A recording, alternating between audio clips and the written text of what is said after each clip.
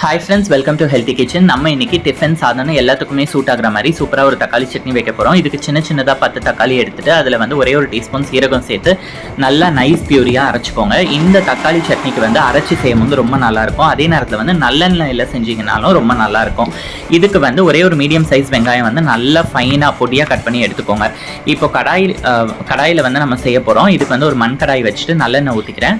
இதில் வந்து பார்த்தீங்கன்னா மகிழம் நல்லெண்ணெய் நான் சேர்த்துருக்கேன். ரீசெண்டாக இந்த ஆயில் யூஸ் பண்ணிருக்கேன், ரொம்ப நல்லா இருக்கு. இந்த ஆயிலை பற்றி சீக்கிரம் சொல்கிறேன். எண்ணெய் சூடானதும் கடுகு, கொஞ்சமாக சீரகம், கருவேப்பிலை தாளிச்சு அதில் பூண்டு பொடியாக கட் பண்ணி வச்சுருக்க வெங்காயம் சேர்த்து வதக்கிக்கோங்க. வெங்காயம் வந்து ஓரளவுக்கு கலர் மாதிரி வரும்போது உங்கள் காரத்துக்கு ஏற்ற மாதிரி மிளகாத்தூள் வந்து அடுப்பு சிம்மில் வச்சுட்டு போட்டு ஒரே ஒரு நிமிஷம் பரட்டி விட்டு அரைச்ச தக்காளி, கொஞ்சமாக மஞ்சத்தூள், 1/4 டம்ளர் தண்ணி, தேவையான அளவு உப்பு போட்டு நல்லா கொதிக்க விட்டு எண்ணெய் பிரிஞ்சு வந்ததுக்கு அப்புறமா உங்களுக்கு எந்த அளவுக்கு திக்னஸ் வேணுமோ அதில் இறக்குனீங்க அப்படின்னா தக்காளி சட்னி ரெடி.